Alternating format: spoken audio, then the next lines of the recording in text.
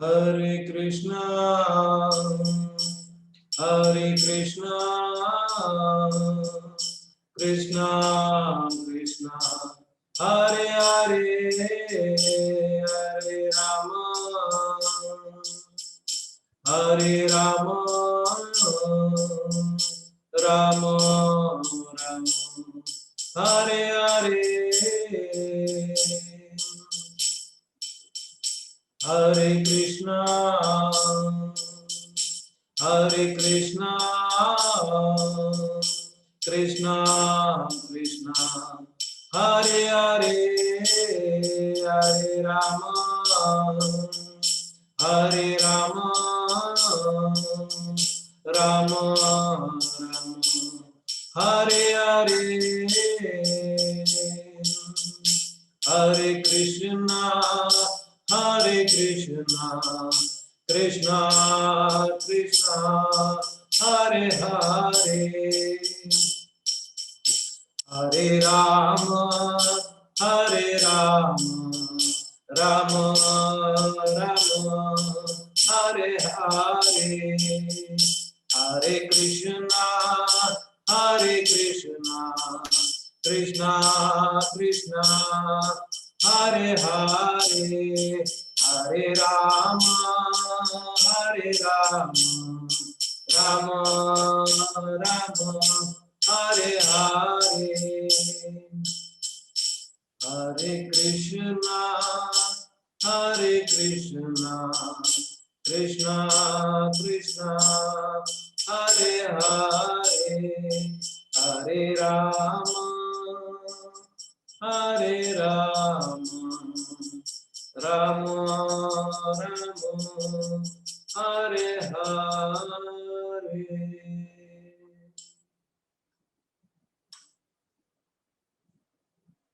Om Namo Bhagavate Vasudevaya. Om Namo Bhagavate Vasudevaya. Om Namo Bhagavate Vasudevaya. Om Namo Bhagavate Vasudevaya. Om Namo Bhagavate Vasudevaya. Om Namo Bhagavate Vasudevaya. Om Namo Bhagavate Vasudevaya. Om Namo Bhagavate Vasudevaya. Mukam karoti vachalam pangam langhayate girim tatkrupa tamaham vande Paramananda Madhavam Shri Chaitanya Ishwaram.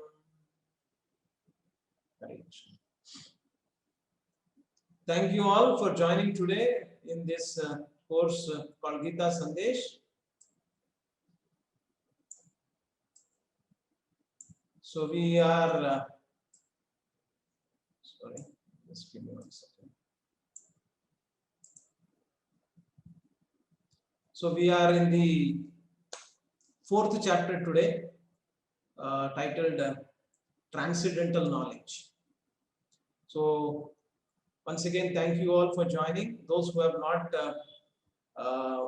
switched on their videos, please do switch on your videos so that I can interact with you much better, so that it also motivates me to take these classes, that I'm not just doing these classes for somebody whom I not seen or I'm not able to see. So please do accept my request and please switch on your videos. Thank you very much. Srileka Mataji, Vamshi Sri, Khushbu Mataji, Pavan Kumar Prabhu, Usha Mataji, Tandrasekhar Prabhu, Prem Raja Prabhu, Puja Mataji, Hare Krishna. Thank you very much. And Srivalli and Sindhu Mataji also, Shailaja Mataji, thank you very much. Hare Krishna. That is the Madhavi Mataji, welcome, welcome to you also. So, lot of youngsters coming, and that's the really mercy of Shri Krishna that we are able to get this knowledge. So please do pray for me also, that I will be able to render this service with utmost sincerity. Thank you, all of you. So before we get started, so let me take a review of what we did. so that we all get benefited out of this these classes what we are going on. So who am I was the big question, and it's $1 million question for all of us. Who am I really? And we discussed about that. We are made up of 3 bodies. One is called the gross body. The gross body is made up of the Panchendriyas, Panchamahabhutas, not Panchendriyas, Panchamahabhutas, which includes the earth, water, fire, air, and ether. So now the next body is the subtle body. Can somebody know or tell me what is the subtle body made up of? Can you put it on the chat? What is this subtle body made up of? Okay. Okay. Mind, intelligence, and ego. Very nice. That's really good. Okay. Now, this mind, the subtle body is made up of mind, intelligence, and call it as ego or false ego, doesn't matter. Basically, so mind, intelligence, and ego. Now, so who am I? I'm actually really that spirit soul. But there are different coverings on me. It is like the shirt that the clothes that we are wearing. I'm wearing this shirt. So this is one shirt that I am wearing. Inside, this is the gross, which is visible to you. But there are other garments, inner garments I can also wear, like a banyan I can wear, etc. So that is a next layer that is there. But actually, who I am actually what I am. I am actually the spirit soul. So that is the analogy that we have also seen in the past, right? So now we have also given one more analogy and compared from Kena Upanishad that this body can also be compared with a chariot. And this chariot has got the horses, which are the 5 working senses, which are eyes, ears, nose, tongue, and skin. And the reins, the thread that is used to pull these horses is the mind. The reins is the mind. And the person who is driving is the intelligence. That's what mind, intelligence, and ego we said, right? So that intelligence is the driver, and the soul is the passenger who is sitting inside. Okay, so that's the analogy that we have tried to see there. So in the last chapter, the way Krishna ended, how did Krishna ended in the last chapter? Can somebody know? How did he really conclude, or what? How did we conclude, or how did Krishna conclude the last chapter? Not conclude per se, in the sense that what did he discuss? Because to be very frank, these chapters have been divided by Veda Vyas for our own reference purpose and at the same time for our convenience. But Krishna spoke everything at one length. It was not like, okay, now chapter 1 is over, now I am going to chapter 2. He did not do that. So basically it's a continuous conversation that was happening.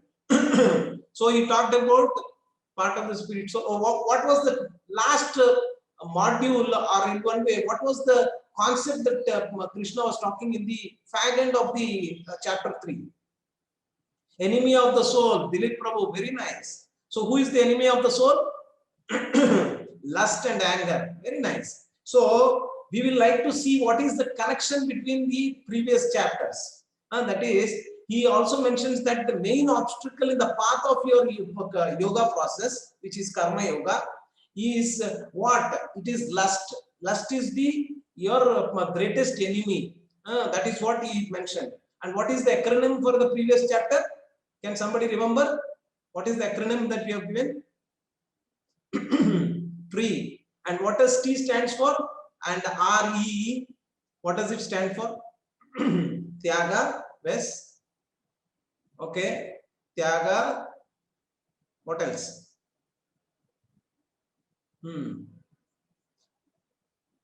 Okay. Somebody remembers something in between. Okay. What about R? Rungs in the yoga ladder. T stands for Tyaga or renunciation, rungs in the yoga ladder.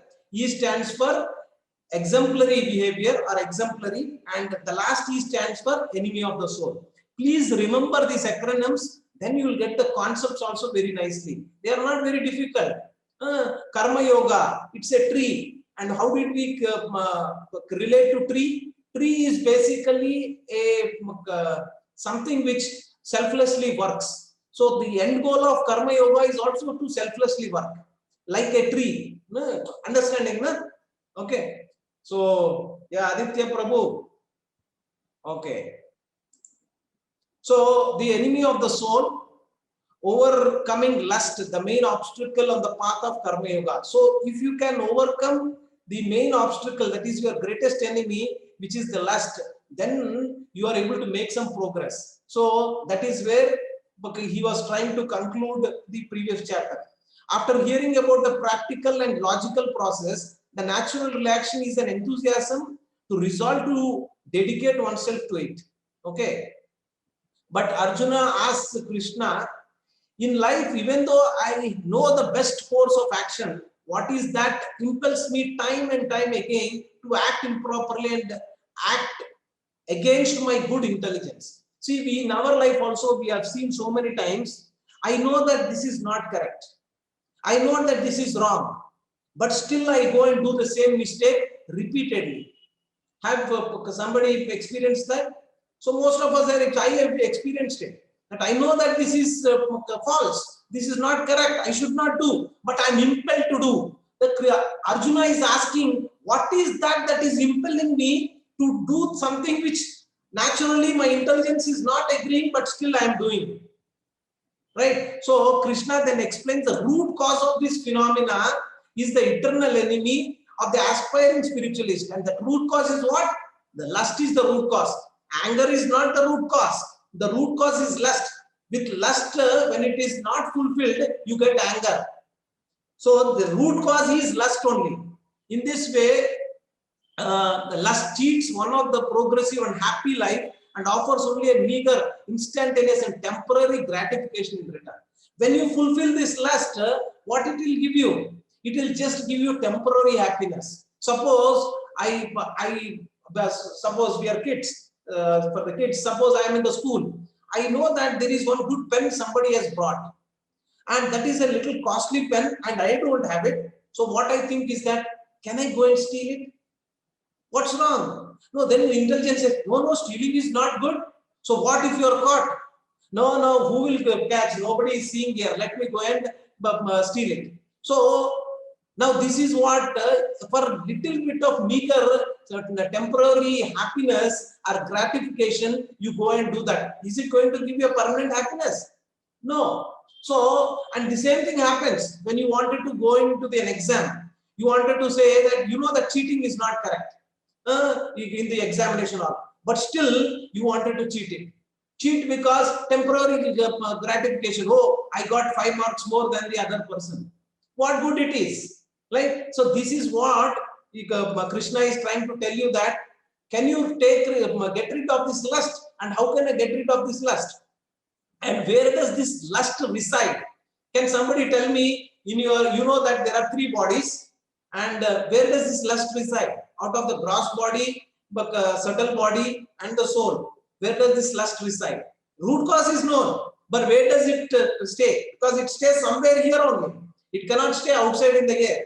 Okay, it stays in the subtle body. Okay, only in the subtle body. Okay, so we'll see that. Thank you very much for your participation. Appreciate that. So now if you see, where does this lust reside? Lust, as per the Bhagavad Gita 3.40, the previous chapter, if you have read, Krishna says that this lust resides in basically your senses. So senses are what? Senses are your gross body. So the lust resides in the senses, mind and intelligence also. All 3 places the lust resides. Now the big question may come to you. I understand that this lust resides in these 3 places. How can I get rid of this lust then? It is so difficult if it is there in the senses, mind and intelligence. Bhagavad Gita is a manual which is going to give a complete solution, not just superficial as I told you. But you need to put the effort. You need to practice. Unless and until you do that, you will not be able to really get and see that results. So we'll dig deeper. Now, the link between the third chapter and fourth chapter, the Karma Yoga and the transcendental knowledge. So now, if you see, today we are see one of the chapters which my favorite chapters is fourth chapter, and if you read also, you'll find that how much Krishna's knowledge is so important for us, and it appeals to you like anything. Just read chapter 4 and you'll get to love the Bhagavad Gita. And oh, Krishna is speaking to me only, and it relates to me. So this is one of my favorite chapters of all the entire 18 chapters. In the end of the third chapter, Krishna mentions about the lust, how this transcendental knowledge is important to conquer them. So if you go to your previous chapter 3, he is going to give you a hint of what is going to take in the next chapter. So he is saying that this transcendental knowledge, when you take, you will be able to get rid of this. What? Get rid of what? Get rid of? Yeah, anybody? I just want to see how you attentive you are. Get rid of what? Get rid of this lust. Why you wanted to get rid of this lust? Why you wanted to get rid of this lust? Can somebody tell me? Okay, it is detrimental. Okay, that's fine. It is your enemy. Because can you, if suppose one Gunda is staying in your home, would you like to say that, okay, Gunda, come here, stay with me, you can destroy me anytime? Will you say that? No, you should get rid of that Gunda. So this enemy, this lust is your Gunda. So you have to get rid of this Gunda. So how to do that? Krishna is saying with the transcendental knowledge, what I am going to tell you in this chapter, you can get rid of this Gunda. So once lust is going away from you, once you see Gunda is this Gunda who is there in your home, he is troubling you like anything. He is beating you. He is making you do things which you don't want to do.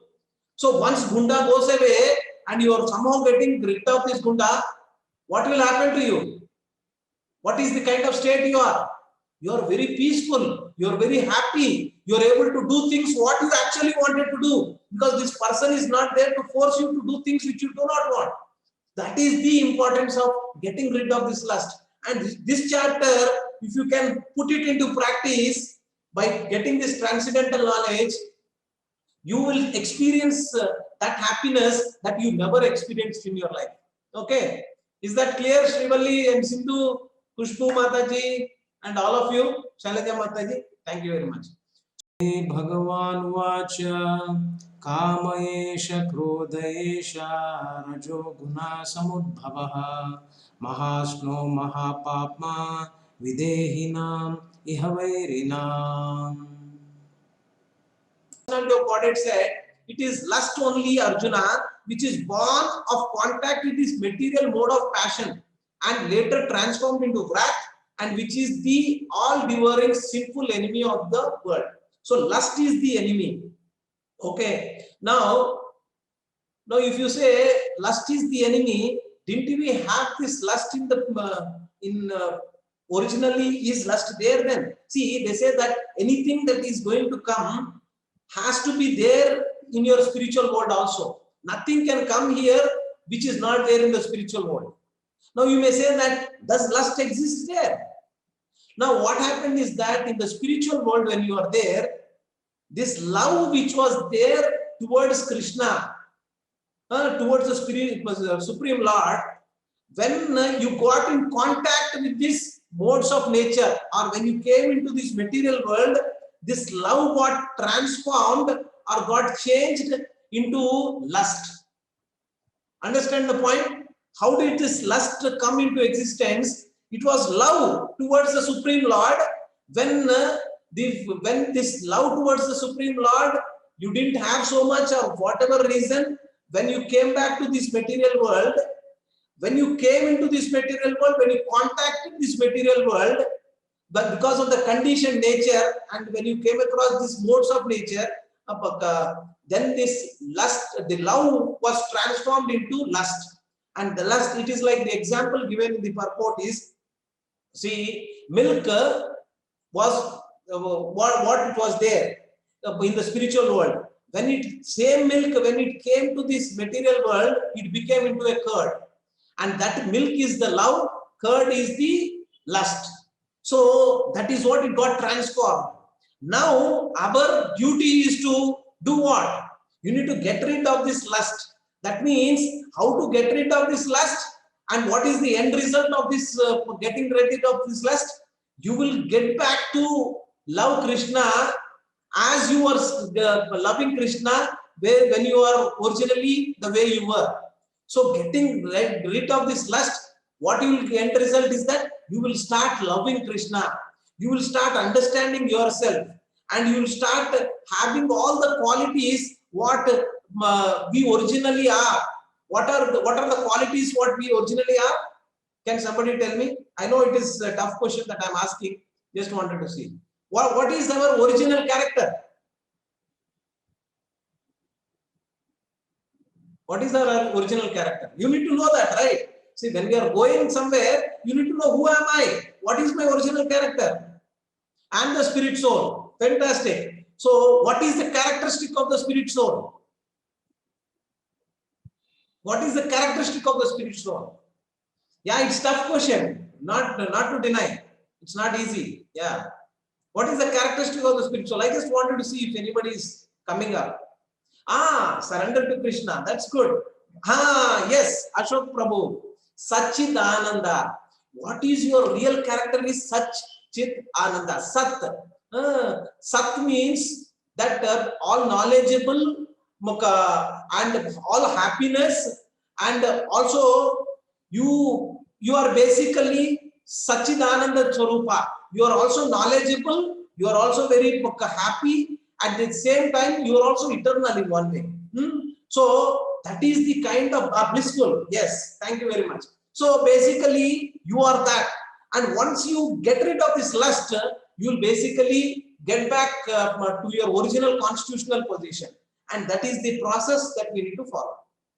Okay, now you need to pay attention here, because unless and until you understand this, you will not be able to get understanding of the rest of the chapters. These are the foundation chapters.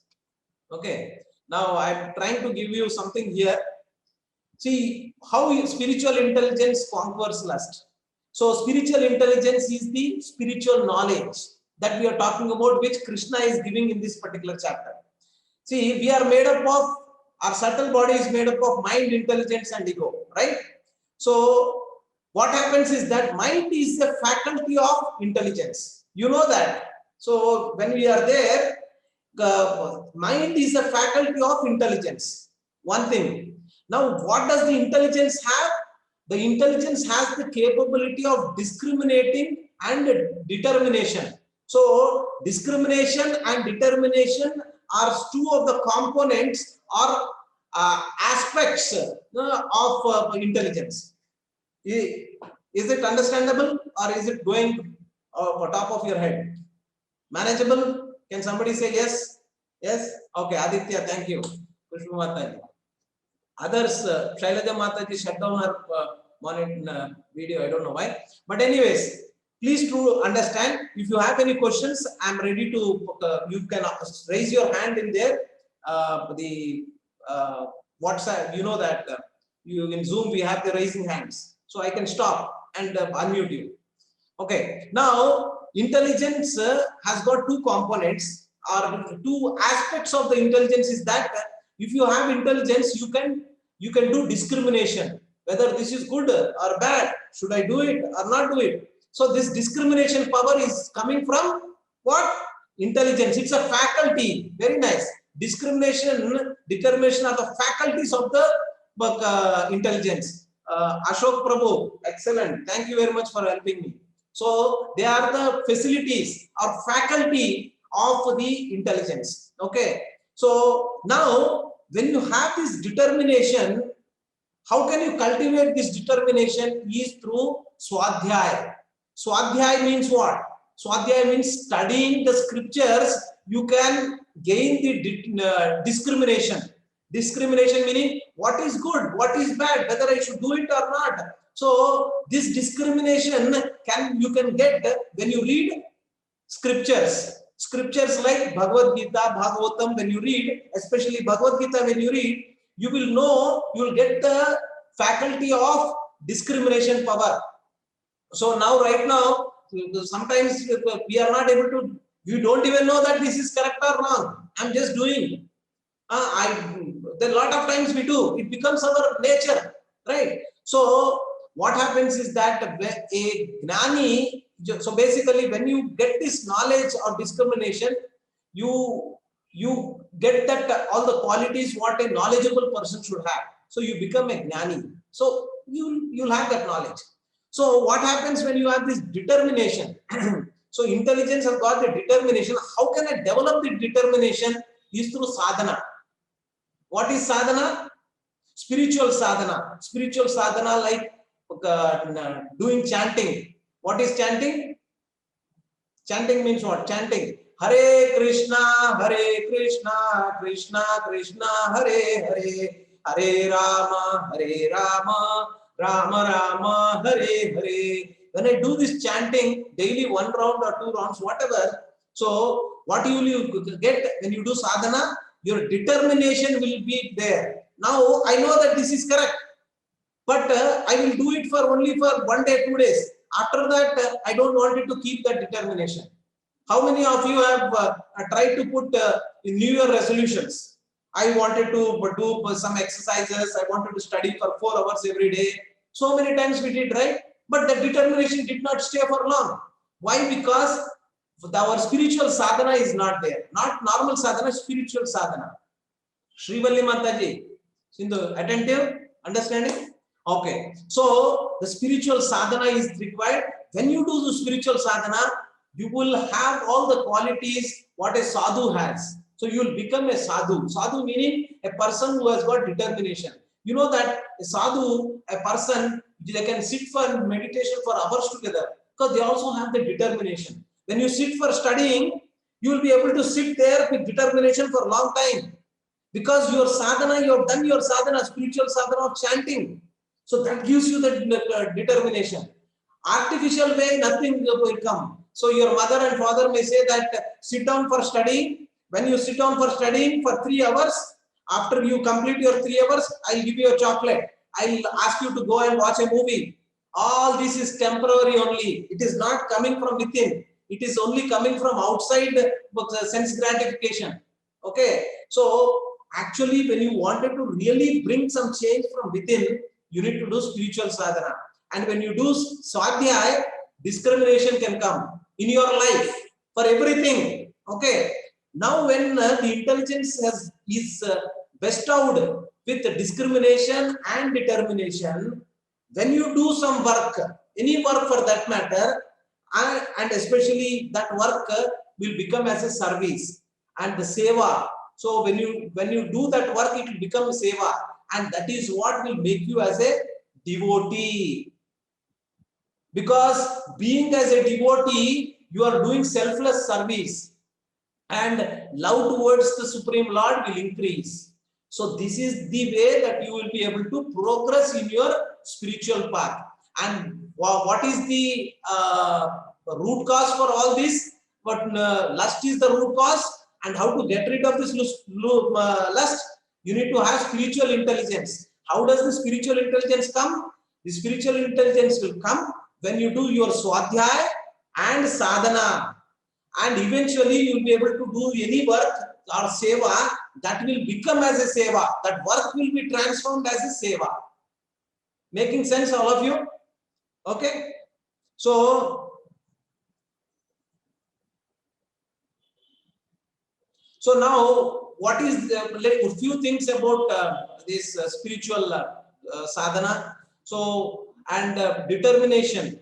Can somebody tell me some of the determinations that you think one should have as part of this sadhana we are talking about? Some things like all of you have got lot of determination. You tell me why? Nobody at this age, especially kids, do not get up early in the morning. So you have determination to get up early in the morning, get ready, and come and attend these classes so attentively. So determination, when you wake up early in the morning and regularly, When you do that, and also regularly in the morning when you do chanting, that will develop your determination. Okay, how many of you are interested to do chanting every day? We'll tell you how to do it. But yeah, can you raise your hands, those who are interested? Yeah, thank you, Krishna Rao Prabhu. Madhavi Mataji, thank you very much. Sai Krishna, oh, everybody, thank you very much. Hare Krishna.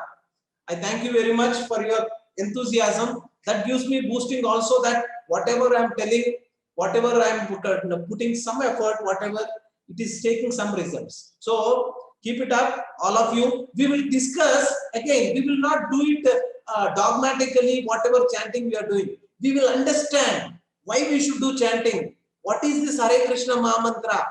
Why not any other mantra? Why I should take only Hare Krishna, Krishna Krishna, Hare Hare? Why not Tom, Dick and Harry, Tom, Dick and Harry? I could also say that, what is this mantra, which is what will really give us that determination.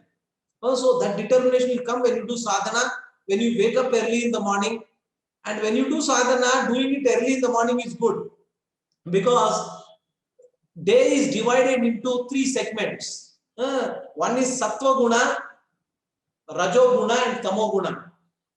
See, lot of people drink alcohol what time? They drink in morning time, early morning 4:30 they wake up and drink? No, they drink only in the night. Why? Because that is in the Tamo Guna. All activities, when does the thief come? When do you do, when you steal things? In the night. So all this is Tamo Guna. So Sattva Guna is basically its mode of goodness. If you wanted to improve or increase your mode of goodness, what you should do? Yeah, you can put it on the chat, Sindhu Mataji. What you should do to increase your mode of goodness? Wake up early, fantastic. So early to bed, early to rise, make you wise and healthy. That's what they are saying. But how many of us, because of our bad habits, we are not getting up early in the morning? Why you are not waking up early in the morning? Because you are not sleeping early. At what time you ideally should sleep? There is one beautiful video, if you want I can tell you what is the scientific reasons why we are not able to get sound sleep. Lot of people are suffering with insomnia. That means lot of people are taking medicines because they are not able to sleep. So because there are no good habits, no determination to do things in the right way. So when you go to bed early, like 8 o'clock, you should ideally go to bed and wake up early in the morning. 6 to 7 hours sleep you need to have. Don't take less sleep. 7 hours sleep you need to have. Get up early in the morning and then do one round of chanting and do your studies, whatever studies. If students are there, they have to, if you wanted to come first in your class and you wanted to reach big heights in your academics, which I also did. I also followed this to a large extent and I achieved certain things and I am achieving certain things. Not that I am telling you something which I have not followed. I wake up early in the morning. I do my studies. I did my studies like that. When you study for half an hour also, because it's in the mode of goodness, that is equivalent to 3 hours of your study in the night. Lot of people do this night outs in the exam time. What good is this? It's not going to help you. It is going to destroy your lot of chemicals are getting produced in the body, which will not be helpful to you. Okay, so I know we are getting close to time.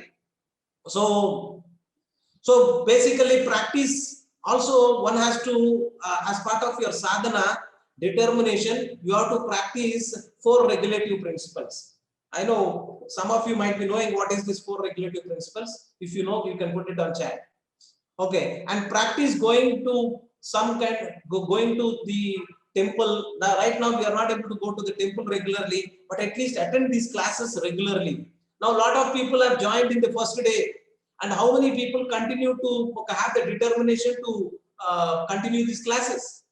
They don't have, because unless and until you are able to use your faculty intelligence in a proper way, you will not be able to. So this chapter, when you read, when you get into it, the rest of the classes you might be able to retain and do it. Chandrasekhar Prabhu, thank you very much. So those who don't know what are the 4 regulative principles, you can read it on the chat. Okay, so okay, now when you do this sadhana, you are unknowingly cultivating good habits. You know that there are a lot of books which are there in the market which says that 7 habits of highly effective people. How can I cultivate certain good habits? All that is only superficial formulas how to cultivate habits. This is the way that you can cultivate habits, and it will retain with you and transform, and your end goal, what you are wanted to achieve, the purpose of your life can be achieved. So that is what it is. Now let me go to the next slide. So where does this lust resides? We have seen that the lust resides in the senses. And how do I get rid of this senses? How do you overcome this senses? Senses can be purified when you do seva, when you do selfless service. Now, so what is selfless service? We will discuss that in greater detail. But something where you are not having any gain out of it. Now, I am taking these classes. I'm not expecting any name, fame, and getting some money out of all this engagement what we are doing. It is a selfless service. So your senses get purified. And what are the senses? How many senses are there? Can somebody put it on the chat? There are 5 senses, right? So 5 senses, and it starts with the eyes, ears, nose, tongue, and skin. So this gets purified, right? And mind. How does the mind, the lust that is inside the mind, how does it get removed or overcome that lust? By doing your sadhana, spiritual practice. And what is the sadhana that is recommended for this Kali Yuga? Can somebody put it? What is the sadhana recommended for this Kali Yuga? Hare Krishna, Krishna Krishna, Hare Hare, Hare Rama, Rama Rama, Hare Hare. And the intelligence can be, the lust that resides in the intelligence can be purified by Swadhyaya. Swadhyaya means scriptural study. When you do that Bhagavad Gita, Bhagavatam, when you read, your intelligence will be purified. In one way, you are getting rid of the lust. One way, what you are doing is you are purifying senses, mind, and intelligence. Your subtle body and gross body is getting purified. So once you are purified, obviously your original character you can see. See, it is like this. You have a mirror, and there is a lot of dust that is accumulated on the mirror. And I come in front of the mirror. Can I see myself? You cannot see yourself. Why? There is a lot of dust. What I need to do to see myself? What I should do? I just have to remove the dust. And the removing the dust is what? Removing the lust that is there, accumulated in the senses, mind, and intelligence. This lust is residing in your subtle body and the senses. So since when? Is it coming, whatever lust is there, is it coming from this life only or from previous life also? It is coming from lot of lives, lot of janmas. It is so much. The dust that is accumulated on the mirror is like 20 kilometers dust. So much dust is there. One person has got that kind of a level of dust. So once you remove it, it will take some time. See, some people may say that, how is that this person got purified so easily, so fast? How is that I am not able to get? You cannot compare, because based on his previous efforts and based on his previous life, the amount of dust he is trying to eliminate, so much he will be able to easily come. So you need to start your effort. So that's what it is, right? Okay. So we have few transcendental knowledge. The spiritual knowledge is known as Shruti, that which is heard. The bygone ages people would hear such knowledge, remember it, assimilate it, and perfectly communicate to the next person without any adulteration. And that is where this Guru Parampara comes into picture. As it is, Bhagavad Gita, as it is, meaning it is coming in the same fashion What was taught by Krishna to Arjuna, the same thing is coming to us. Exactly what was Krishna telling to Arjuna. So there is no adulteration, alteration in between. So if you ask me, how about Bible? Bible, there are so many changes that they have come. Originally, it has been there, but later on, New Testament, Old Testament, and in the New Testament also, so many changes they have made. Actually, in the Bible, it is mentioned that thou shall not kill. Thou shall not kill means you should not kill anyone, including animals. They modified it now because they are meat eaters and they wanted to eat meat. So to modify that, what they did in the Bible, thou shall not kill, has now they modified into thou shall not murder. Murder meaning your fellow being. So that is how they are able to wrongly propagate. There is nothing wrong in the scriptures. People who are preaching have got so much of ulterior motives and they wanted to modify it for their convenience. See, the four regulative principles that one of the Prabhujis, I think Ashok Prabhu or somebody, who has put in the chat. So these four regulative principles are must for us to purify ourselves. As we saw that if you wanted to have determination, you need to follow certain things. And these four regulative principles will help you to follow with the determination whatever we are learning, and it will solidify and remove lust which is accumulated. Okay. Chapter 4 is entitled Transcendental Knowledge, for it is this knowledge which outlines how one can establish their divine connection with God. Our ultimate goal, ultimate aim is to connect to God. And because you are not having that original character, you have just got impure. So it is like when a rain comes from the sky, from the clouds, it is pure. But as soon as it touches the mud, it becomes impure. Similarly, we were pure, but when we came in contact with this material world, we became impure.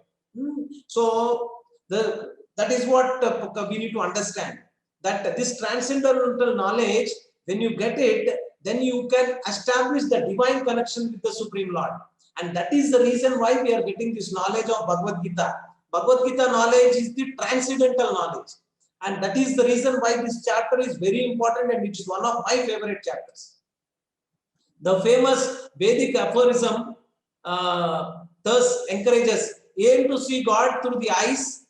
Aim to see God through ears rather than the eyes. So a lot of people say that when I go to, how many of you went to Balaji, Tirupati Balaji? How many of you? A lot of people have went there. So whenever we go to the temple, or for that matter any spiritual place, you should go there and see with your ears. Somebody was saying, what? How can I see with my ears?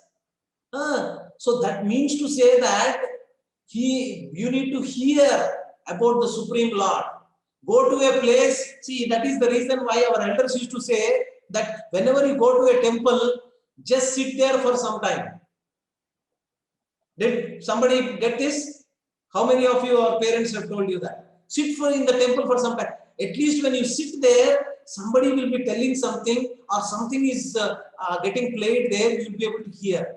So just don't go there or go to the Supreme Lord, whatever the temple, and beg in front of the Supreme Lord, give me this, give me this, give me this.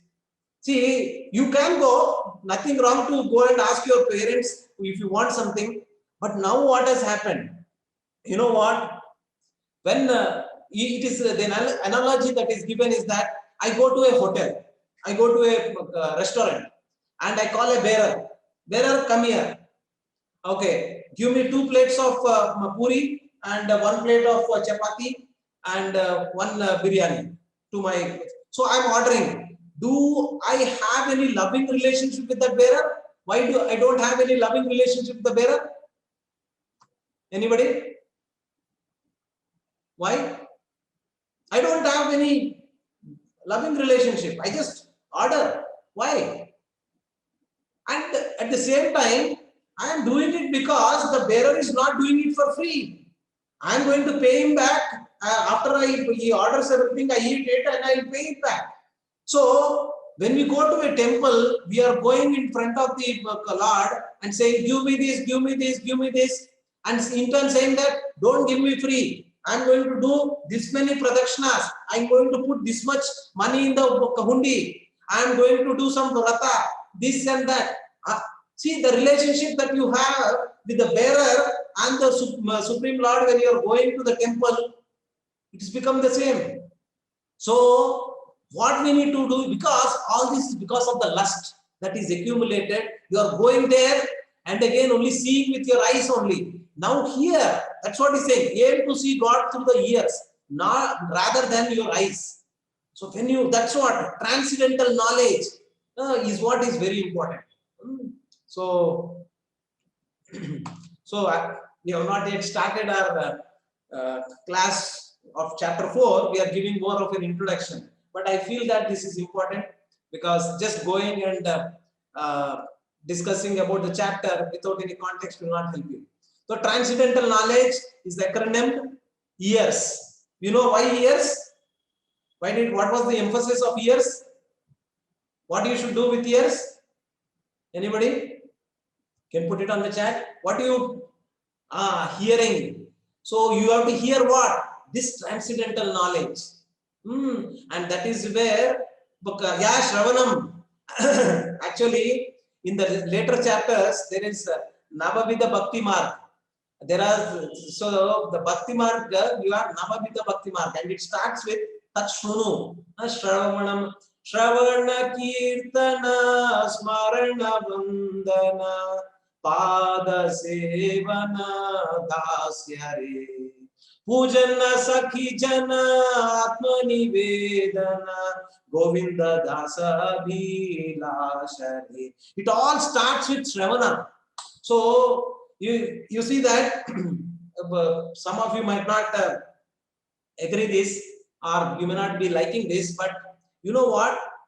The first thing, the faculty, there are so many indriyas, right? One of the first faculty that comes into this, when you come into this world, you will be able, that gets blossomed or that gets activated first is hearing. So the first faculty that gets activated when you are born is hearing, and the last faculty that gets shut down when you are leaving this body is your hearing only. You know what? I know some of the kids are there, but still, please take a little maturity is required. But when you leave when somebody died, okay, they are taking, before taking their dead body for in the cremation, in the ears they will speak. They will speak saying that, suppose I'm just saying, suppose your uncle is there, or your mother or father, somebody just, you'll speak saying that, Amma, 3 times they ask you to speak. Why? Because that is the last faculty that you can determine that you are really left your body. So that is the, see, so hearing is so important. The first thing that gets activated when you come into this material world is that hearing. When you leave this material world, the last faculty that gets shut down is hearing. Right? So suppose somebody is in the coma, but still they are able to hear. We have seen that. How many of you saw this Munna Bhai MBBS? I saw that movie. So in Munna Bhai MBBS, one person was kind of in coma. You know that one person with beard, and he was sitting in the, but he was still hearing, right? You remember? So that is the faculty will not go down till the end. So that is what. Now Krishna is going to tell you, give you this transcendental knowledge. It starts with giving the eternal education. It's not normal education. It's the eternal education which is coming from Guru Parampara, and he is going to tell you about this eternal education, and he is going to give you the accurate understanding about lot many things. Accurate understanding, and there are so many reactions that are there when you do some work. How can I remove all these reactions? when I am doing this work. Yesterday I touched upon one concept called akarma. How many of you remember when I said akarma? Anybody remember akarma? No? You have to before coming to this class, you have to revise the recordings what was there, so that you can basically dovetail based on the previous knowledge, right? Yeah, Gangadhar Prabhu, thank you very much. So akarma, we said there is prarabdha karma. Somebody was asking a question in the end, can I remove this prarabdha karma? Then I said with akarma you can remove. So you can remove all the reactions, whatever are associated with. See, whenever I do some activity, I am breathing for that matter. When I am breathing, there are a lot of microorganisms in the air that the science also knows. When I am breathing and they are coming, before it goes into my internal breathing system, I am going to kill those small bacteria also. So because there is a killing involved there, just by breathing itself, I am going to get some reactions. But how do I do certain things such that I don't get the reactions at all for whatever activities I do? That is what we are going to discuss. And the last one is called sacrifice. What is sacrifice? The other name for sacrifice is also called in the Sanskrit yajna. So what is this yajna and all that we are going to discuss. Okay. So before I really start today's class, okay, this is the summary of the entire thing. Okay, so what we will be discussing all about, and this is the what is Bhakti Yoga, what we said yesterday. And now the transcendental knowledge, where does the transcendental knowledge come in this equation? Can somebody tell? Yeah, we are not proceeding unless somebody tells that.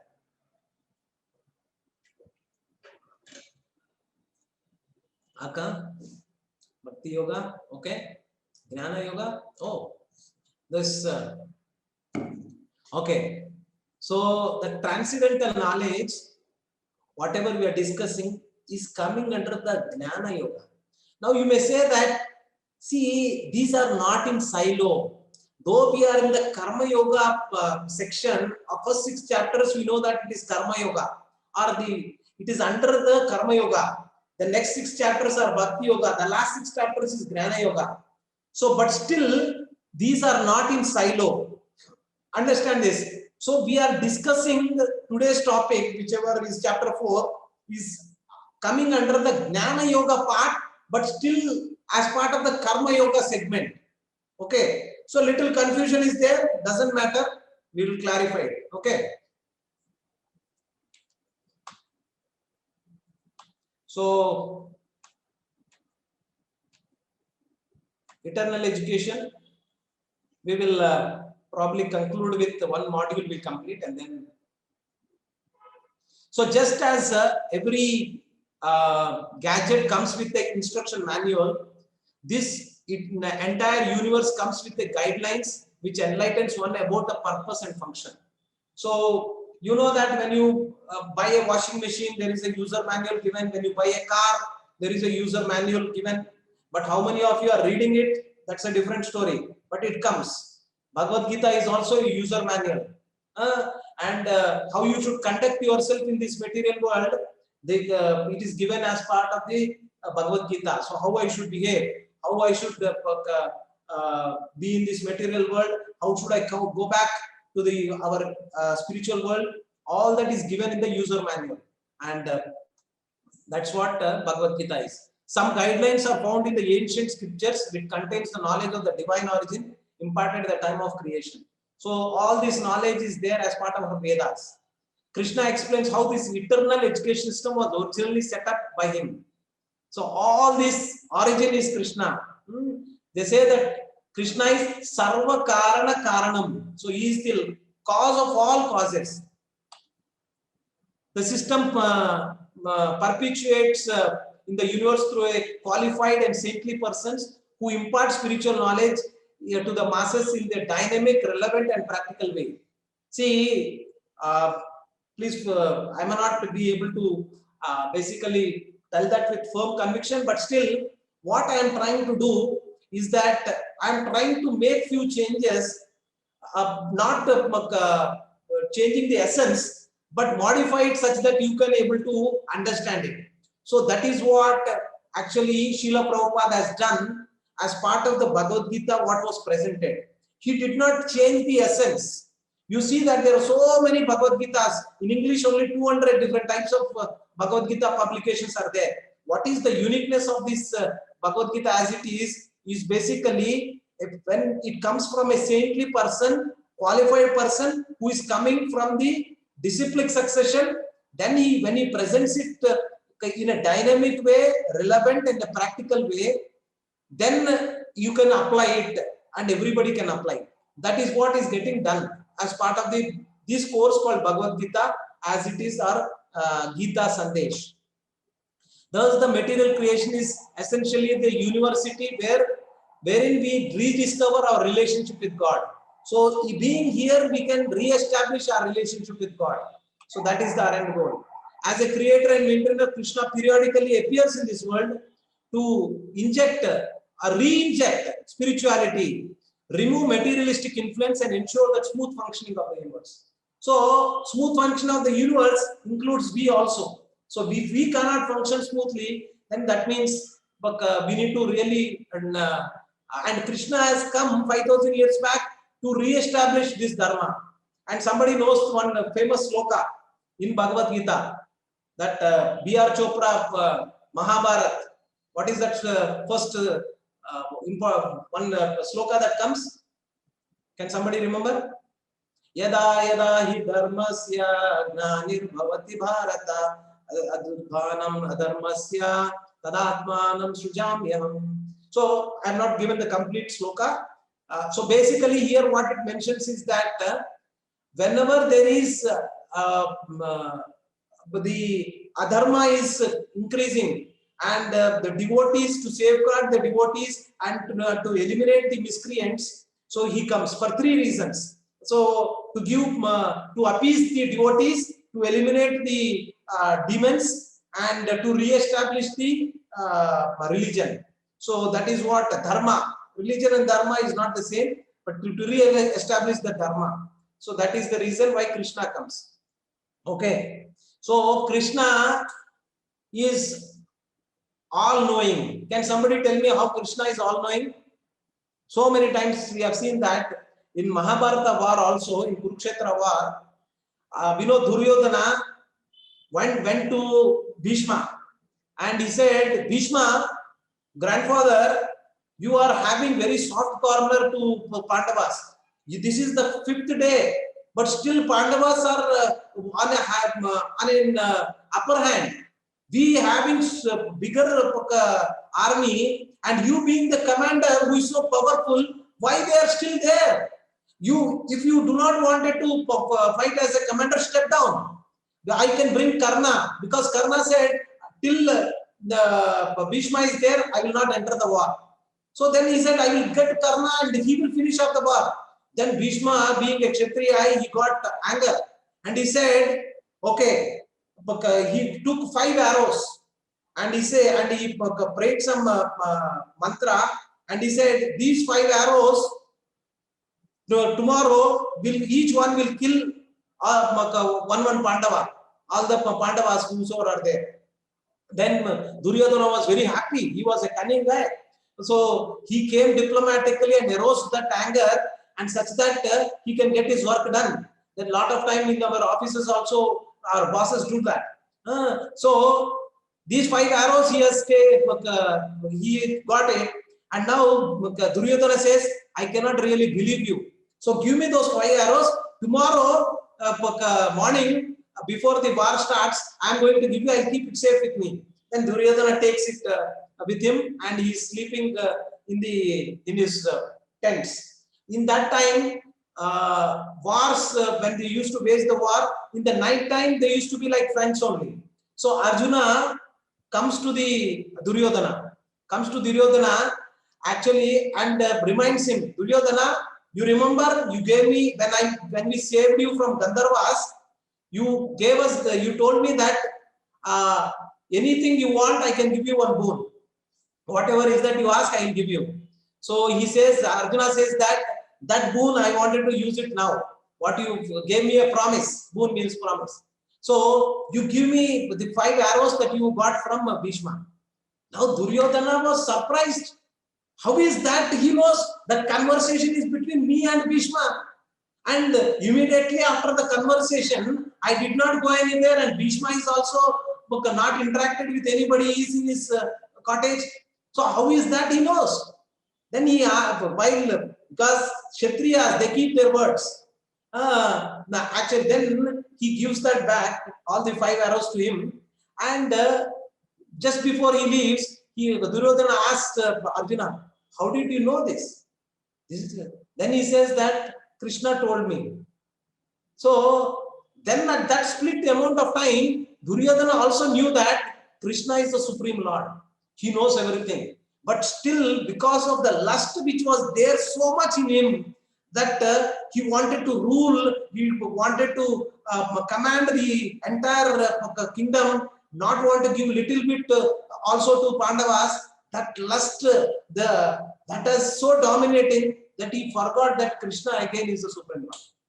So that is what is happening for us also. We are like chota Duryodhanas. So we are also having so much of lust. So if you wanted to overcome that, there is no other way.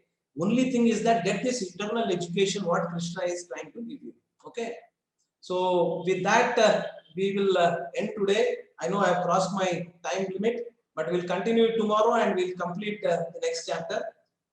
If anybody has any questions, we can take it up.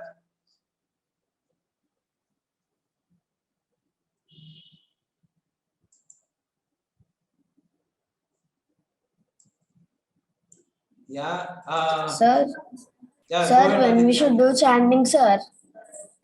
Yeah, please repeat the question. Sir, when we should do chanting?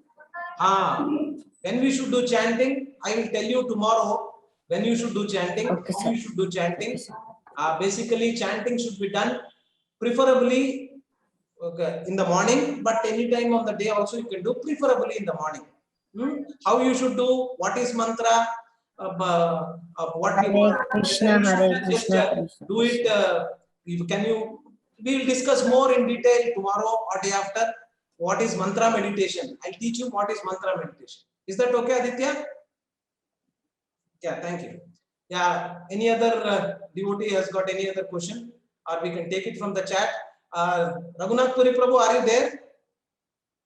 Yes, Prabhu. Yeah, you can switch on your video and pick up some things from the past, whatever questions that have been asked in the chat, in the group. Lot of devotees have asked. I think we compiled everything. You can pick up one of them and keep asking while others are not raising their hands. If anybody has any questions, please do let us know. Yeah, Prabhuji, there's a question today. There's a question from Vamsi Krishna Prabhu. Guruji, why Bhagavad Gita is played when someone dies? Okay, Bhagavad Gita can be played and it can be read anytime. So suppose I remember when somebody died, they asked me to come to their place. So there I read few slokas from Bhagavad Gita and I told them the importance of Bhagavad Gita. See, they say that when somebody is taking, they say that Ram Naam Satya hai. How many of you have heard that? Ram Naam Satya hai. What is Ram Naam Satya hai? Did you just knew that Ram Naam Satya hai at that time only? But at least that time remember that Ram Naam is the ultimate truth. So take Lord's name. That's what is told there. At least remember that you are not this material body and you need to get connected to the Supreme Lord. At least that time you should be able to remember. Because there are 4 kinds of people. It is mentioned that they come to the Supreme Lord. Artho Jignasa, out of which Artho meaning that person who is in difficulties, who is having some sadness in his life. See, suppose somebody is died, your very close relative. So you are in that artho, that means you are in that sadness. That time also you are recipient of getting the knowledge of Krishna or knowledge of the transcendental knowledge. So you can really play Bhagavad Gita at that time also, but don't restrict to that time only. Lot of people are playing Bhagavad Gita only when the body is taken in a vehicle. That is not wrong. They should play Bhagavad Gita everywhere, including your home, including temples. So that is what is not happening. You should play it at home, you should play it in the temples, and you should keep listening whenever you have time. So that is how it is. Don't restrict to that. Yes, Prabhuji, go ahead.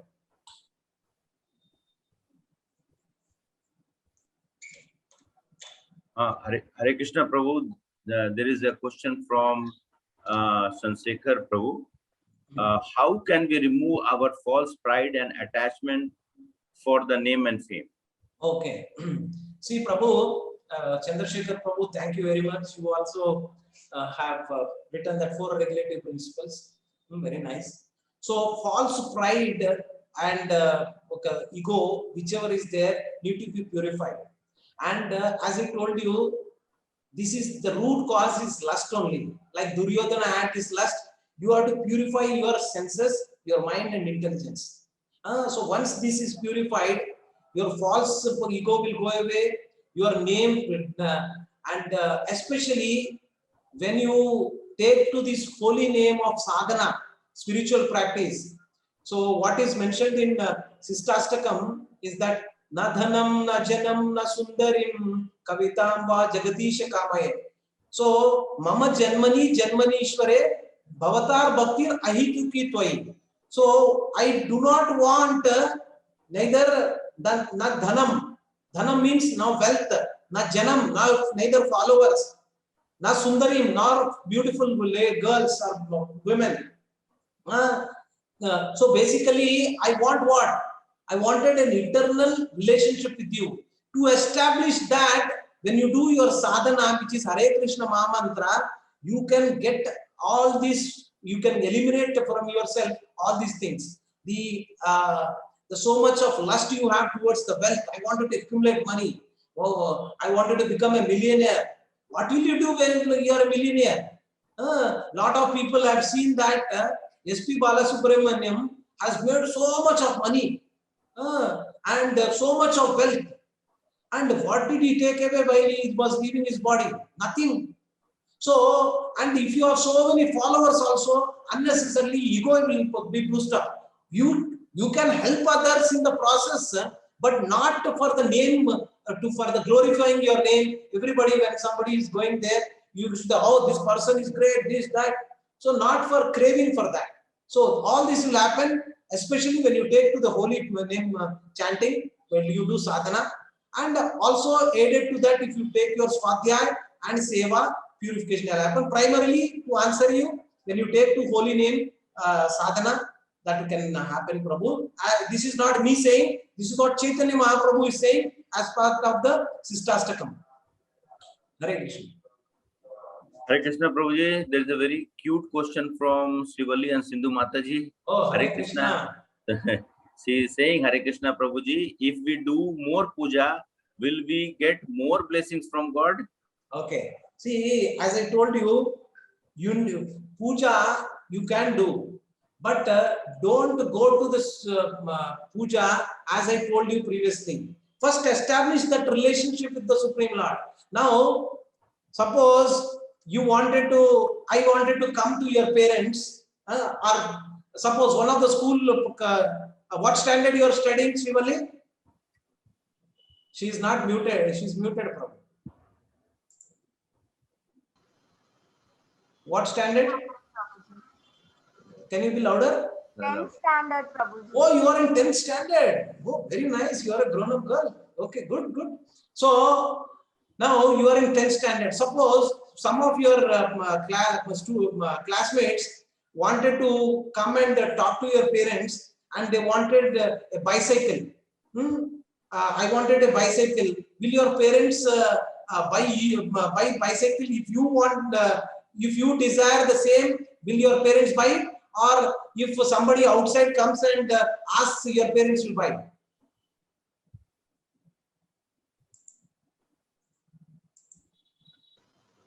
So obviously your parents will buy only for you, right? Because you have some relationship with your parents.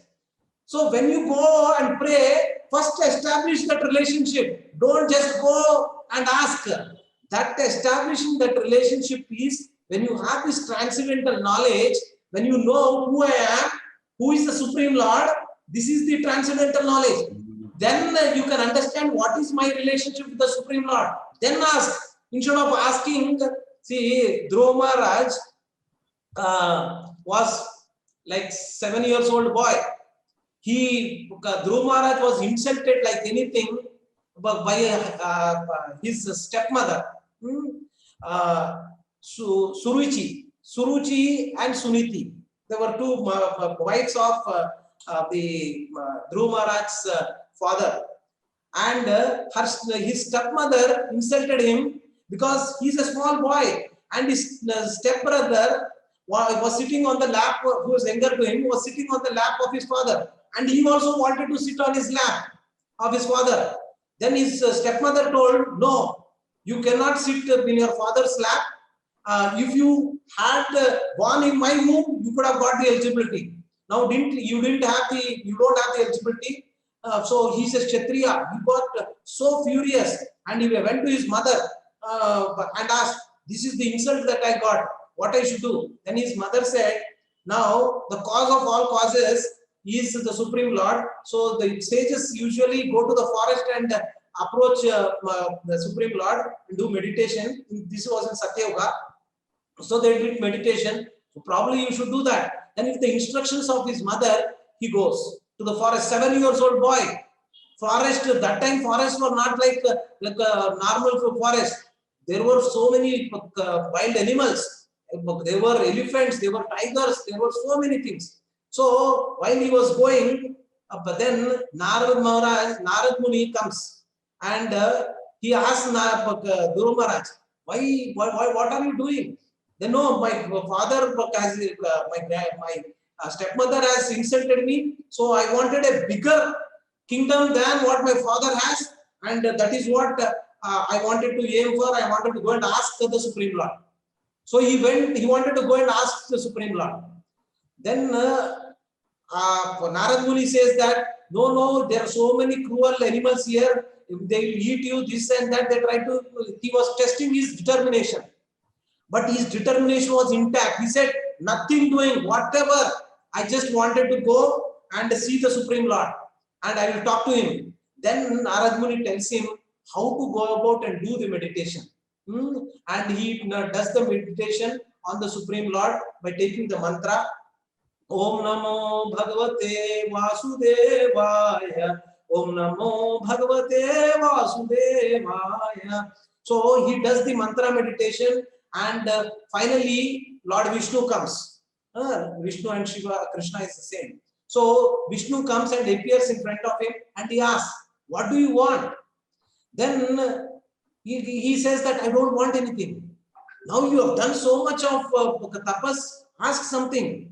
No, then he says that I was asking for material things which are like diamonds, this and that. They are equivalent to broken glasses. When you have given me the darshan and I know who you are, I know that I have got the transcendental knowledge, I could relate to you and you can come and see me, I could establish that relation. Why do I need all this? It's not required. So when you go and pray to the Lord, first establish that relationship. And then whatever you are asking will be also making sense. Without having any relationship, first of all, he will not give you anything. As I gave you the example of your friend coming and asking your parents, they will not give you. You need to have that relationship built. So with your swadhyaya, sadhana and seva, you will be able to establish that relationship with the Supreme Lord. Once you establish, then Krishna knows, though Dhruva Maharaj did not ask for a kingdom bigger than his father, he did not ask, but he had the initial desire. So then Supreme Lord says that you will definitely have a bigger kingdom than your father, and that is what is Dhruva Loka. He created a totally different planet, and that is not getting alienated when this material world goes alienated. That means it will be forever. So see that. So once you establish that relation with the Supreme Lord will give you everything, whatever is required. But you go to other demigods, they will not give you. They can give you, but they do not really consider whether it is good for you or bad for you. See, Ravana went to ask Brahma so many boons, and left and right, whatever he asked, he gave. Whether it is good for him, bad for him, they don't really care. But unlike when you go to the Supreme Lord Krishna, he will use his faculty and says that, okay, this is good for you, so I'll give it for you. This is bad for you, though you are asking, I will not give it for you. See, I'll give one last example and end this. Suppose you wanted to buy some chocolates, eat some chocolates, and you go to your parents and ask, I wanted to eat these chocolates and give me some money. So will your parents immediately give you? They will not give you. They say that, see, chocolates are not good for you. There is nicotine in it. It will destroy your mind. So it is not good. Don't eat chocolates. They will tell you. So if they are good parents, and suppose you go to a shop, you have some money, you go to a shop and you ask, give me these chocolates. Will that shopkeeper say, this has nicotine in it, don't eat it, I will not give you? He will just give it to you because he is getting money. So similarly, when you go to a demigod, they will not see whether it is good for you or bad for you. They will just give you whatever you ask. So unlike your father, your parents, when you go to Krishna, he will see whether this is good for you. Then only he will give. Okay. Thank you, Mataji. Very wonderful question, Srivalli and Sindhu Mataji. Thank you very much. Madhvi Mataji. Hare Krishna, Guruji. Hare Krishna, Mataji. Guruji, in the word of chanting Hare Krishna, can you explain what is meant by Hare? Mataji, we will discuss everything about mantra meditation tomorrow or day after class. I'll systematically come up with a PowerPoint presentation and explain you in detail. So just for your curiosity, Hare means we are calling the potency of the Supreme Lord, who is none other than Radharani. Hare means Radharani. So you know that Radha Krishna, Radharani, we are calling Radharani. Hare means Radharani. Okay, we'll discuss that. Mataji. Thank you, Guruji. Guruji, one more doubt is there, Guruji. Yeah, go ahead, Mataji. Is there any difference between Puranas and Vedas? How it is over-related, Guruji? Puranas and Vedas, basically first Vedas have come, after that Puranas have come. So in the sequence of order by which Vedavyas have compiled it. So Puranas, there are 18 Puranas, out of which 6 Puranas are in the, we see that there are 3 modes. And that means very important thing. All these Shastras and Ayurveda, everything are interrelated. See, and this in the daytime you have 3 modes: Sattva, Raja, Tamo Gunas. 3 modes are also there. So the day is also divided into 3 modes. Similarly, Puranas are also divided into 3. One is Tamasic category Puranas. There are 6 in that category, 6 in Rajasic and 6 in Sattvic. So in Tamasic kind of a thing, and there are the Puranas like Shiva Purana comes under the Tamasic Puranas. Tamasic, see, there is nothing called bad kind of a thing. Based on what platform you are, what level you are, to elevate your consciousness from that level, those Puranas have come. Suppose you are in the Tamasic Guna, so you have to elevate that person, then this Tamasic, these Puranas which are predominantly for the people who are in that kind of a guna, that is tamasic guna. They can read and elevate themselves. They come slowly towards sattva guna. So for that reason only, we have seen that yoga ladder, if you see. So the yoga ladder karma kandas come under primarily under the tamasic guna. In one way, karma kandas. Got it right, Mataji? So Yes, Guruji. in that sequence, Hare Krishna. Hare Krishna. So, Hare Krishna Prabhu will take question from chat. So, Pawan Kumar Vangari Prabhu, he is asking, I am coercified by own men. Is this also come under the lust, Prabhuji? I am forcified by, Own man, I mean, in the team, maybe own people. I am forcified by what? I am coercified by own men, means team, maybe a team. What he's talking about his team, that he is being coercified by his team, this also comes under the lust. No, I am I mean, totally the people. sorry, Prabhuji. I am not able to get the question at all. Yeah. Did you understand? Can you put it in your own words? The Yeah, words, Prabhu. because that vocabulary coercified also I am not able to understand. What is coercified? Yeah, okay. So I think Pawan Kumar Vangari Prabhu is here. Can we unmute him and ask him? You do it, Prabhu. You can unmute. Can Ashok, No, can you, just Ashok Prabhu. for all those so they can unmute themselves? Ashok Yeah. Prabhu. Pawan Prabhu, can you please unmute yourself?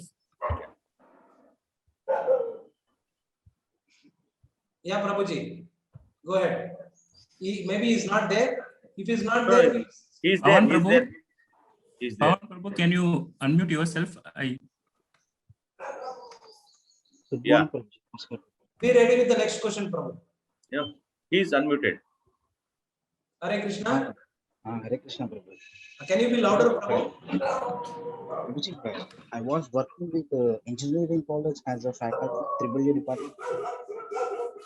I only Brahmin in the college, but they are showing bias and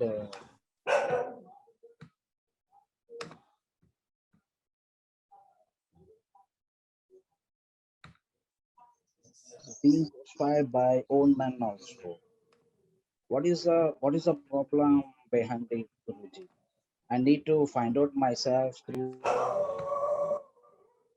reach also. It depends upon the please explain this. Hello? Prabhuji, you are mute. Prabhuji, you are mute.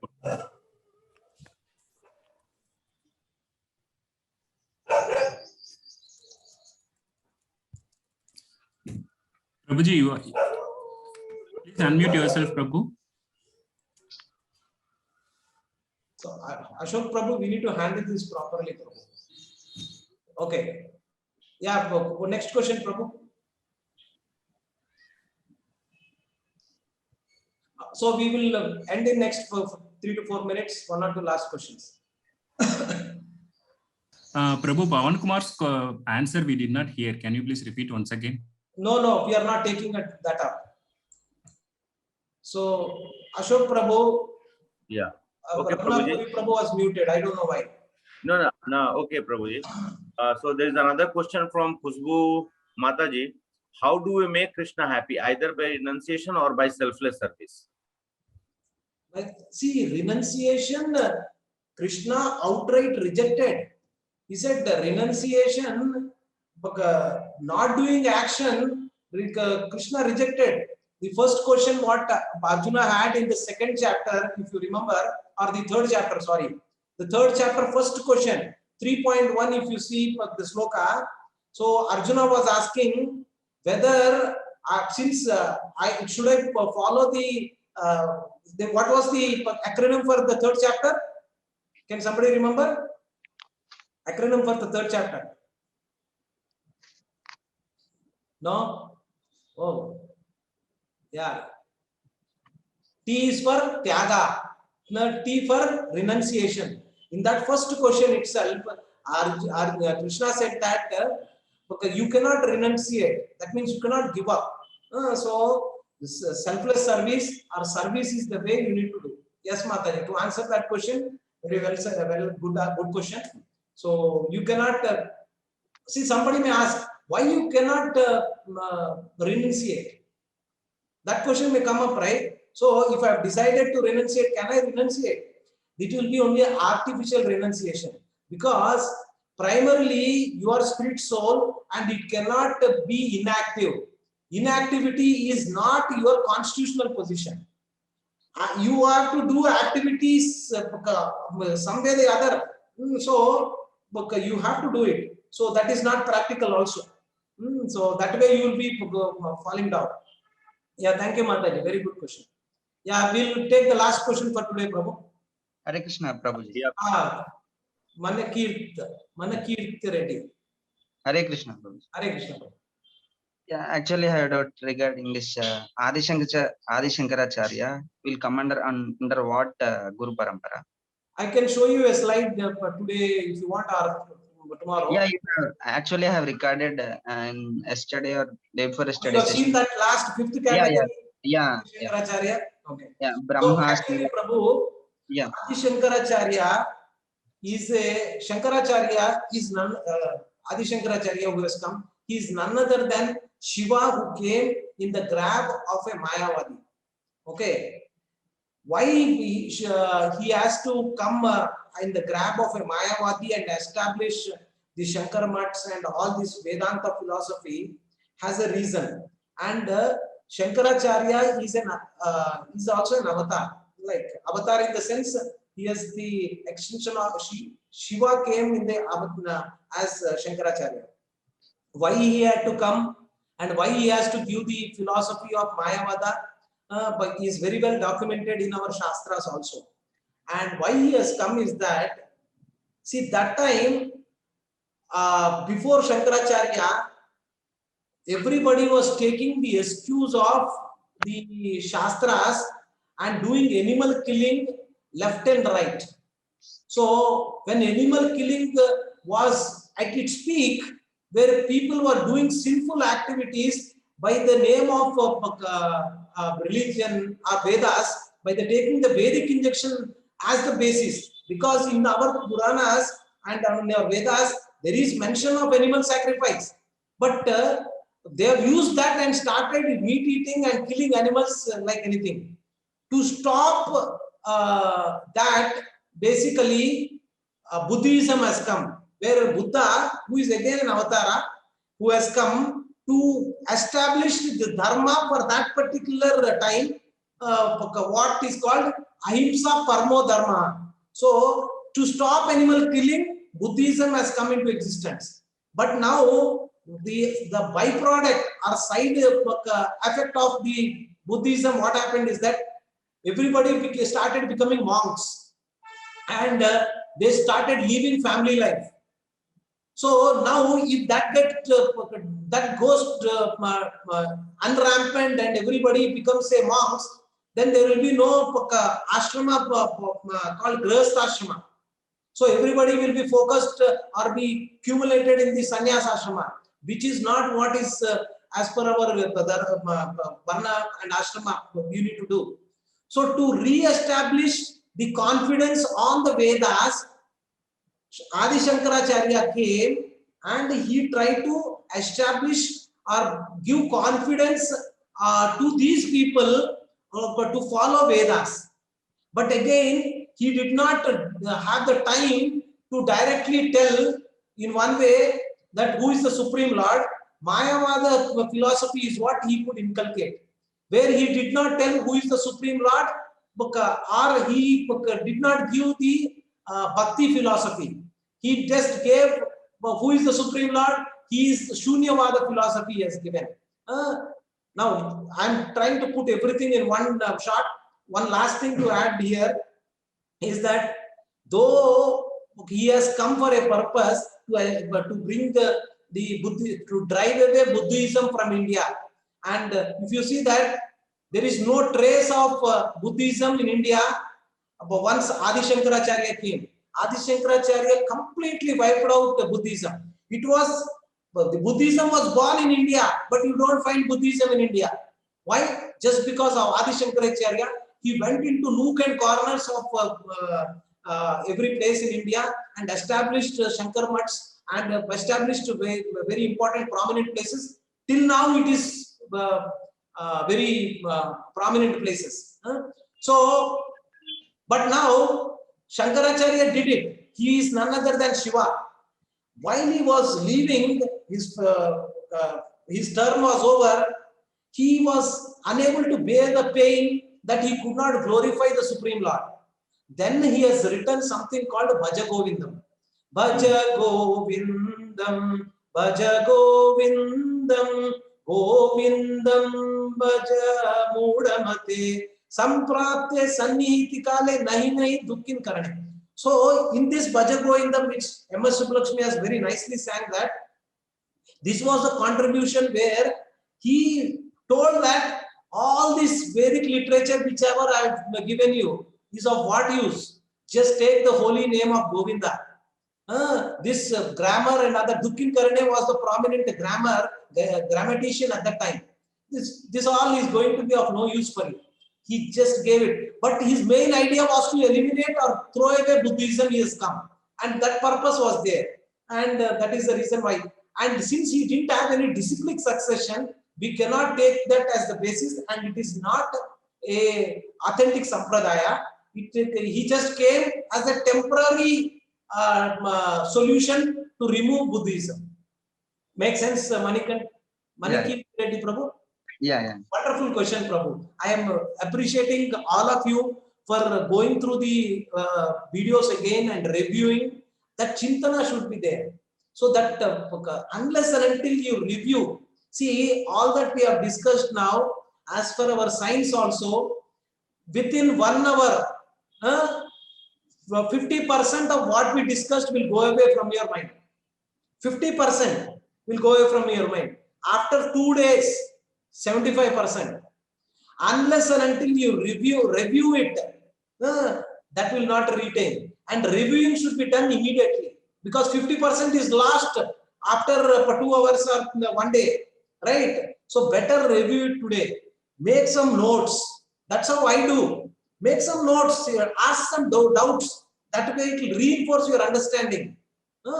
Then we will be able to establish in this particular spiritual and transcendental knowledge. Thank you, Manikirti Reddy Prabhu. Thank you very much.